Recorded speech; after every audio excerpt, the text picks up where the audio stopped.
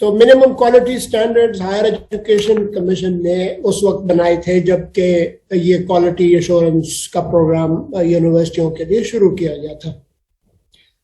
وہ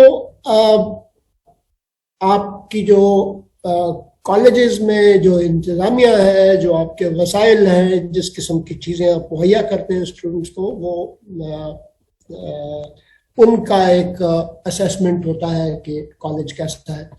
آپ نے سنا ہوگا یونیورسٹیوں میں پہلے رینکنگ ہوتی تھی، ہائر ایجوکیشن کمیشن ایک رینکنگ کرتا تھا، اور اس رینکنگ کی بنیاد یہ تھی کہ وہ جا کر دیکھتے تھے کہ کون کون سی سہولیات اور فیسلٹیز موجود ہیں، کس کس قسم کے قوانین موجود ہیں، گورننس سسٹم ان کا کیسا ہے، اس طرح.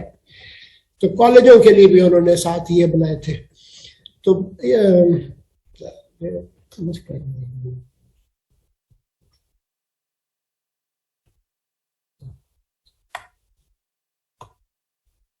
تو فوکل پرنسپلز اور فوکل پرسن صاحبان جو کوالٹی ایشورنس سیل سے متعلقہ ہیں کالجوں میں، وہ ذمہ دار ہوتے ہیں اس بات کے لیے کہ وہ یقینی بنائیں کہ یہ سٹینڈرڈ جو ہے جو HEC کی طرف سے مقرر کیے گئے ہیں، ان کا اطلاق ہو رہا ہے اور ان پہ عمل درآمد ہو رہا ہے آپ کے کالجز میں، تاکہ ایک ایسا ماحول بنایا جا سکے، انیبلنگ انوائرمنٹ کریٹ کی جا سکے کہ جس سے کہ بچوں کو سیکھنے میں آسانی ہو.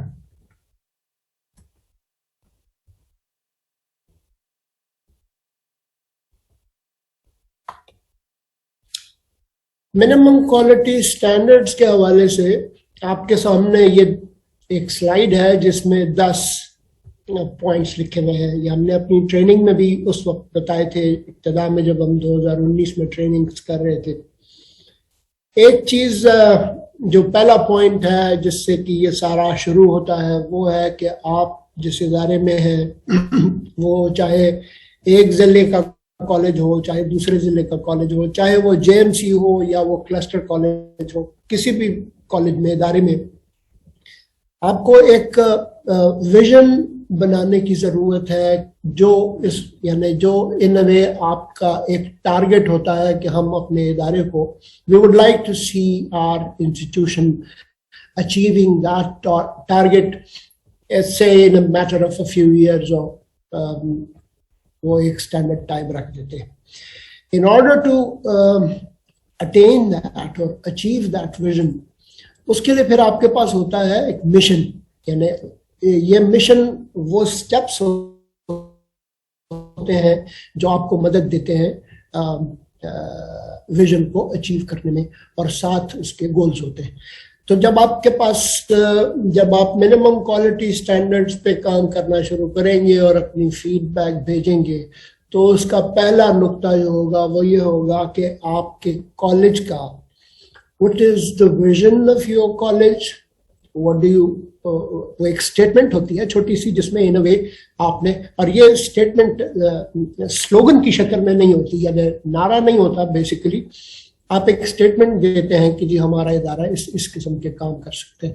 جیسے آپ نے قائد اعظم کا جو جس میں پڑھا کرتے تھے اس کے بارے میں سنا ہوگا کہ enter to learn and leave to serve, اس قسم کی چیزیں جو ہے یہ ہوتی ہیں. یا آپ اداروں کو کیسا بنانا چاہتے ہیں، اس کی بڑی مثالیں ہیں، آپ لوگ انٹرنیٹ پہ سے بھی دیکھ سکتے ہیں. تو ویژن، مشن اور گولز تیار کرنا جو ہے یہ کالج کا کام ہے. اب ظاہر ہے کہ آپ کے پاس کالج میں جو ایک مینجمنٹ کاؤنسل ہوتی ہے، کالج کی جو اپنی مینجمنٹ کاؤنسل ہوتی ہے جس میں کہ پرنسپل صاحبان ہوتے ہیں یا صاحب خواتین جہاں پہ ہیں وہ ہوتی ہیں، آپ کی فیکلٹی کے چند لوگ ہوتے ہیں، سینئر اساتذہ، اور یہ سارے بیٹھ کر پھر ایک ویژن، مشن اور اپنے لیے گولز سیٹ کرتے ہیں. اور وہ حقیقت پسندانہ گولز ہوتے ہیں جو ایک مخصوص ٹائم لائن کے اندر جن کو اچیو کیا جا سکے.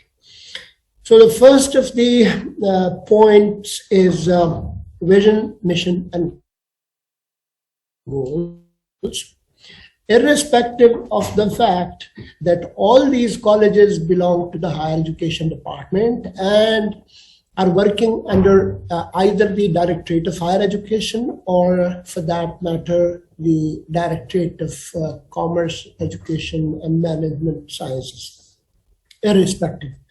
Each college should have a vision statement, a simple, realistic vision statement, and 2, 3, or 4 steps to achieve that vision in a few years' time. And you can keep revising the vision and mission statements every few years, if you like, and the goals that you have set for yourself. This basically carries in the total weightage 5% marks. So if your college has a vision statement, a mission statement, and goals set up for your colleges, this will give you in the evaluation 5 marks. The second point relates to the academic programs and evaluation. What kind of academic programs are being run in your college now? As I've seen in fact, all of our colleges perhaps have an intermediate program also, where students of FA, FSC are enrolled and they study and then they appear in the board's examinations. But since we are talking exclusively about the higher education here, and our mandate is to keep an eye on that, we will basically exclude the intermediate classes and focus only on BS programs, or in those colleges where BS program is not offered, the associate degree program that has been launched. So now, question is, how many programs are offered, BS programs are offered by your college? In what subjects? And how are they evaluated? The number of programs, the number of enrollment, and all things related to the program should be given in that. So this is the second point, and this also carries 5% marks.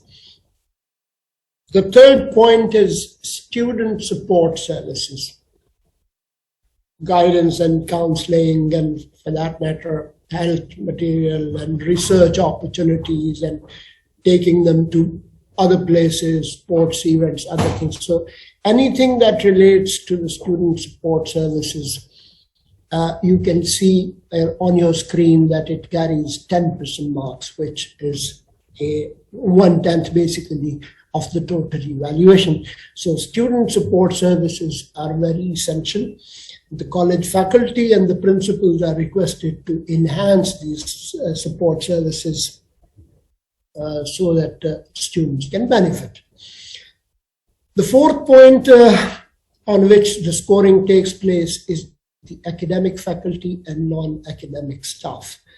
This includes the number of teachers, their qualification, permanent teachers and hired teachers, and non-academic staff means support staff, which in most of the colleges I have seen myself that is not sufficient, that the administration is small, the support staff is smaller as compared to the faculty. So this also carries 10% marks. The fifth point you can see is quality assurance. This is what we have added recently into that. It wasn't there previously. And mind you, in the coming slides, you will see the details about how these 5% or 10% or whatever percentage is written in front of each, what is their breakup and how do you calculate that. We'll go to that in the coming slides, but this is just an introduction of what those points are. So quality assurance has 10% weightage. Physical infrastructure, that is chairs, classrooms, lighting, heating facilities or lab facilities or other learning resources, this also carries 10% weightage. Then the organization, governance and financial management of the college, carries 20% weightage. Research opportunities, research programs, research projects, and scholarships carry 10% weightage. Public disclosure and transparency. So this also is a very important point, because what institutions should be open to people for observation, for examination. The stakeholders include basically the students and the students' parents and the society at large, and often media comes in. So if there is something going wrong in the examinations or something going wrong in the admission process or other things, that should be open and transparently done. 15% marks are allocated to that. The last one is the community link and outreach. That is, what social services do you do in your area, or you make your students do that in your area. Now we go to, and please don't be confused with it, because there will be some discrepancy. As you see on the top of this slide, it says 9 standards, but as I told you in the previous slide, that the quality assurance has been recently added, so they have now actually become 10.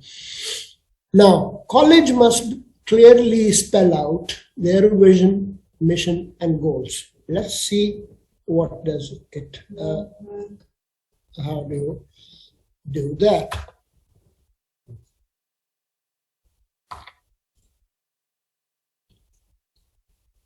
Now, as you can see, this is standard number 1, vision, mission, and goals, 5% marks for that. The college has a clearly spelled out statement of for describing its vision, mission, and goals. If you have that,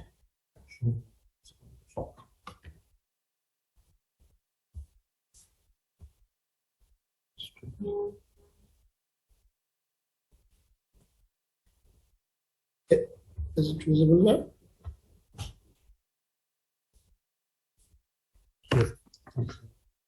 Okay. Now you can see this breakup of those 5 points: vision, mission, and goal. The first is college has a clearly spelled out statement for describing its vision, mission, and goals. If you have these 3 things, 1.5 marks will be allocated to the college. The college has a valid evidence, clearly spelled out college vision, 0.5 marks for that. College has a valid evidence regarding vision statement. If you have that, 0.5 marks for that. The college has a valid evidence regarding college goals, 0.5 marks for that. Add them up and they become 1.5 out of 5.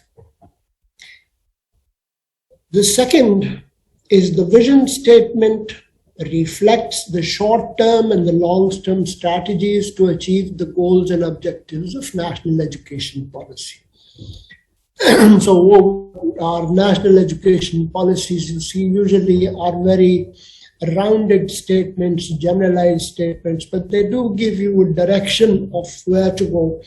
And all education policies emphasize upon the quality. So our job as teachers is to do our best. Now, how do we break them up?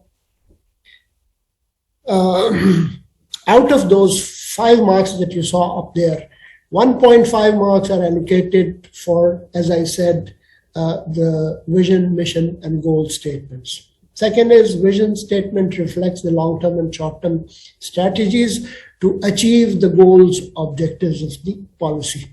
1 point for that. 1.5 marks for the third component, that is the mission statement reflects the college vision in line with the ambitions of the institution as well as national and international goals. So the mission statement and the vision statement are kind of complementary to each other, not separate. Whatever vision you have set for yourself, the mission statement should be made in such a way that it fulfills the objective of achieving that vision. And obviously, your institution has also, because all institutions in a way belong to HED, been set up by HED, all are working independently, yet all of them are in competition with one another. एक मुकाबले का एक समय है कि कौन सा college इसमें बेहतर perform कर रहा है. So the mission statement reflects the college vision in line with the ambitions, ख्वाहिशात क्या है, target क्या है, of the institution as well as the national and international goals. Objective हमारा ये होता है कि जो हम यहाँ पे कॉलेज में लिटरेसी बढ़ाने के लिए नहीं आते. We don't come here to increase the literacy rate of the country. We come here to make it possible for the students to learn and provide them learning opportunities. So whatever they have opted for, whichever subject they've opted for, we will facilitate their learning process. 3 components again for these 1.5 marks. 0.5 marks for mission statement reflects the goals in line with ambitions. So you have to kind of show the connection between the mission statement and the ambitions of the college. Mission statement for the college reflects the goal in line with ambitions of the institution at national level, 0.5 points for that. Mission statement of the college reflects goals in line with the ambitions of the institution at the international level. So 0.5, 0.5, 0.5 makes it 1.5. So that is component number 3. Component number 4, which again carry 1 mark. The statement of the goals are unambiguous, very clearly spelled out. There should be no ambiguity in that you leave it for the people to interpret it one way or the other. It should be clear, direct, and meet the requirements given in the mission statement. So breakup is college has an unambiguous statement of its goals, 0.5 marks for that. Goals meet the requirements given in the mission, 0.5 marks for that. All in all, this carries 5 points. Next. We go to the next one.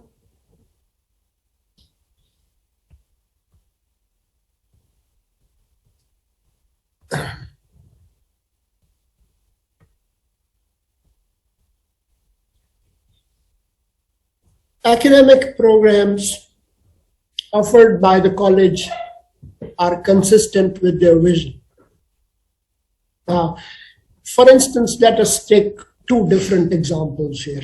There are commerce and business education colleges. So their targets or their vision would be to attain a position as a good institution where students are produced in different subjects. So general colleges and the commerce or the business colleges are in a way different from one another, so they can have different things. Then we have girls colleges and boys colleges. So there is another difference. In one case, you talk about providing facilities to the gender-based, and we have some colleges which will be offering only the associate degree program. So obviously that will be different. But the programs offered by the colleges are consistent with their vision. So here it gets connected. Vision, mission, and goal. Teachers and students must provide feedback on academic programs. Now this is something that we have included in the quality assurance, that we ask our students and teachers both to provide feedback on the academic programs, program evaluation. We have seen that 5% marks for that.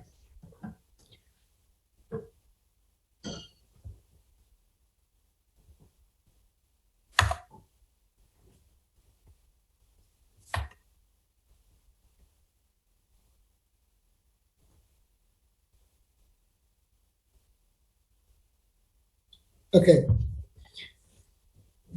There you go. Standard number 2. carrying 10% of evaluation score. Academic programs and evaluation. Component number 1. Are the academic programs and curricula approved by the affiliated universities, HEC? In most cases, obviously, it will be, because colleges offer only those degree programs that have been allowed to them by the affiliating university. An affiliating university, in turn, follows the guidelines and directions of the HEC. So you have those and you get 2 points for that.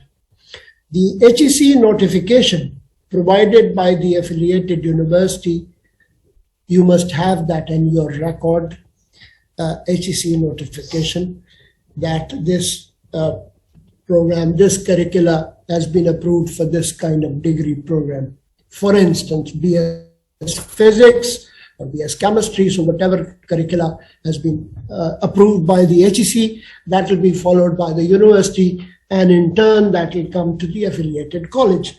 So that notification you should keep as a document with you. If you have that, you will get 1 mark for that. Then copies of the approved curricula, that is outlines of academic programs, are available for the students in academia.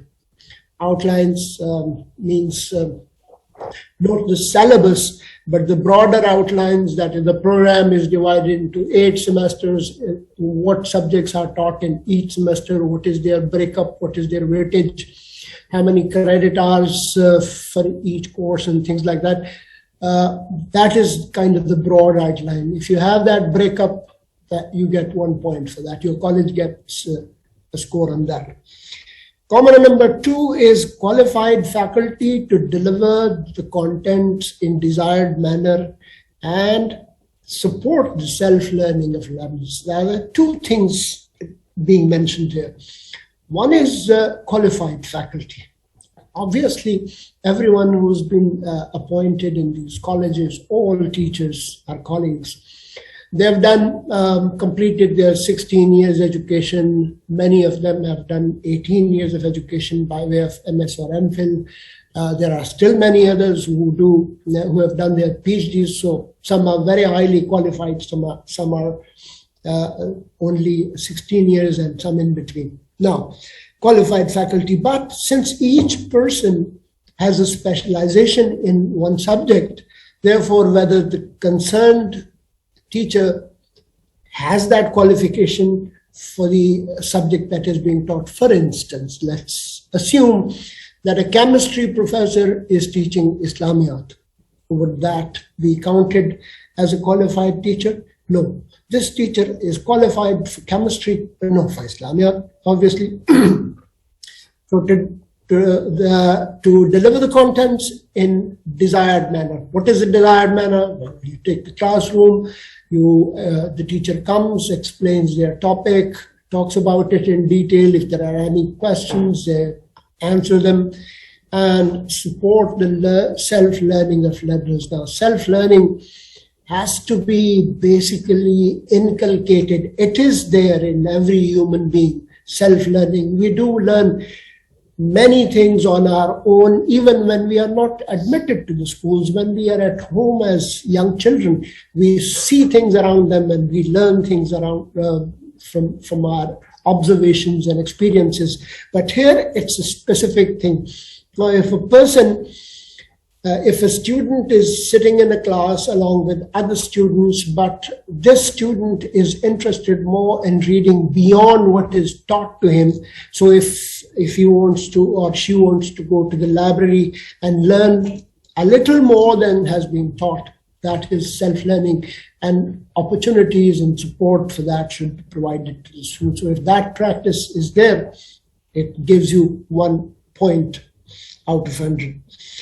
Infrastructure, which includes lab facilities, and lab facilities mean not just the room, which is called the laboratory, but also the necessary equipment, the glassware, the chemicals, the consumables, the other instruments. This comes for the libraries. Then we come to this comes for the laboratories. Then is the library section, which is again an important resource because course books are available. Now, unlike the FAFSC and secondary education, textbooks for the higher education are not provided. There is no textbook for any subject. So what the university does, that they identify the topics for a particular course, and these topics are found in several books. You can read any book and basically help yourself with that. So the books should be relevant to the subjects being taught. Then there is a category of general reference book, for instance, encyclopedias and other general books available. They should be there, okay. If possible, there should be journals also regularly coming to the colleges, but I know, and we all know, that our financial resources are not enough that we can subscribe in dollars to foreign journals, but at least books should be provided enough so that everybody can have access to them. And there should be multiple copies because students will be asking for them. So it includes the lab, it includes the library, and that's the two things.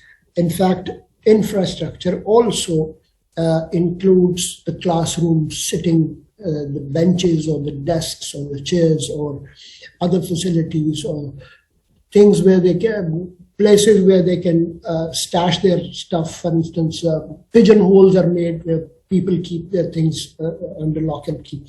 So those kind of facilities, the better the facility, the better will be the score of the college. Point number 4 relates to the college has introduced mathematics, science, computer for art students, 1 mark for each subject. So it has 3 marks. Now, this comes out from the fact that we had earlier divided the education broadly into 2 categories. People used to say this one is a graduate of a science and this one is a graduate of arts. Now, in science also, there are so many subjects that if I start counting them, time will be consumed. So without going into the details of the science and arts subjects, what was considered very essential when this policy was revised, that every student should learn mathematics. That is so essential in our lives that people should know how to calculate things, at least the basics of it. Science is basically refers to the general science things. We should know where we are living, what kind of weather it is, what kind of vegetables, fruits, plants, trees, animals, these are there. How does the weather change? How does the natural resources, how are they formed and where are they found and things like that. And computer for ease of communication, because this IT technology has really raised it too high for that. And we know many of our students, without even having taken a single course, are good at using computers one way or the other. They do it mostly on self-learning, but now computer courses have been made part of the curriculum too. 3 points for that one. The next one is college has academic committee to select and offer market-driven and community need-based educational programs for students. College has an academic committee to select and offer. Now, so if for instance, there is a college which is thinking of launching a new BS program, we have these classical subjects, zoology, botany, physics, chemistry, history, sociology, political science, and that is due. But what is needed is nowadays, and the knowledge economy thing that goes on, is that your people should not be necessarily doing only classical subjects, but they should be market-driven things. Market-driven things, that is, those subjects which can enable them to earn a job, to find a place in the market, be hired. Employability, basically, in a way, is the target. So think about those things, and most BS programs and colleges are now have been doing that.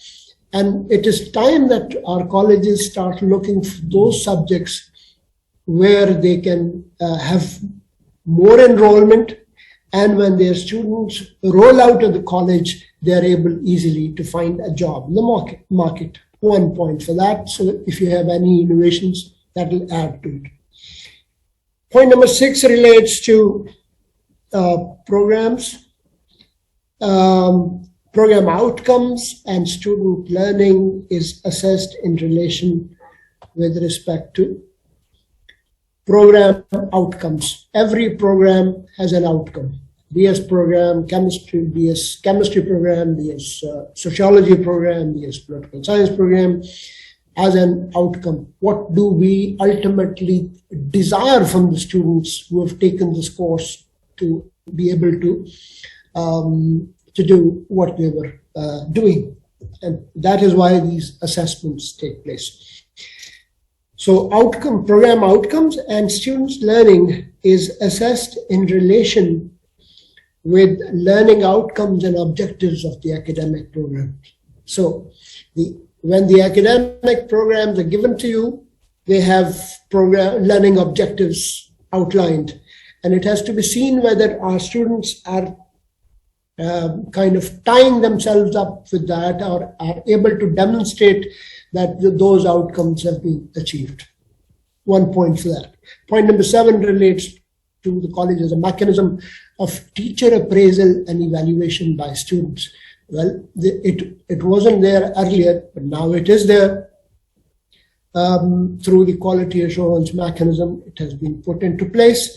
The college mechanism, now all those colleges where the quality assurance cells are working, teacher appraisal is taking place by students and peers. The peers have not been done yet, but the students have been done. 1 point for that. The student feedback about the teacher is documented, analyzed, and used for improvement of faculty. So if it is done in your college, 0.5 marks for that. The college has academic audit mechanism by the affiliating university, higher education department in France. So college has academic audit. Now, academic audit basically relates to a similar audit as we do in financial cases, but here in this case we see what were the objectives of the courses, how many students were enrolled, what were the facilities given to them, is the enrollment appropriate to them, and whether the students are learning enough. But this is about the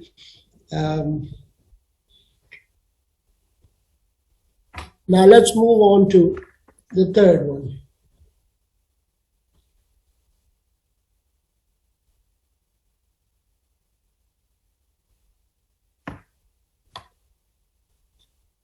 Student-teacher ratio should be 1:20 for science students and 1:25 for social sciences and art subjects. That's also clearly easily understandable because under the semester system, the load of the teacher,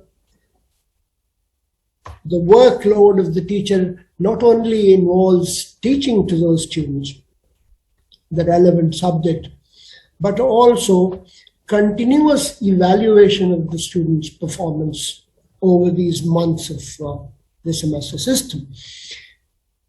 10% marks have been allocated for standard 3, and first component of the standard 3 is college follows the admission policy provided by the affiliating university. Admission policy means for every admission you have a certain criteria, a set of criteria that you must, for instance, you must have done your intermediate, you must have attained at least second division and so forth, and you should be on the merit list and this, that, and the other. Now, the university provides you these regulations. We call them basically academic regulations, which are framed by the affiliating university. They give it to you. If you follow them, you get 2 marks. If you don't, you get 0 marks. It's as simple as that. Number 2 is college admissions are announced in newspapers, which is done obviously because this is working under the HED. So HED announces the admissions in newspapers and websites, and it comes through. Then people apply on that, mostly now online or otherwise. And if you follow that will. So the first component is the college advertises the admission in newspaper and website. Well, since colleges do not do that, the HED does that. So if HED has done it, you get 1 point for that. The college advertises the admission as per academic calendar of the university. Obviously, the advertisements are for the programs. Each program has its own specific requirements. For instance, a person going to maths or physics would be required to have done his pre-engineering FSc. Others going to the botany in a similar subject would be required to have done their FSc with pre-medical things. So if that condition has been followed, you get 2 points for that too. Third component is student intake is in accordance with the college capacity. That is faculty, labs, library, and facilities. Now here is a tricky question because the balance of the faculty to student ratio is not necessarily exactly what it is required of. For instance, there should be 1 teacher for every 20 students. So if there are 500 students, for instance, so you can calculate how many teachers it would require. 200 students would require 10 teachers.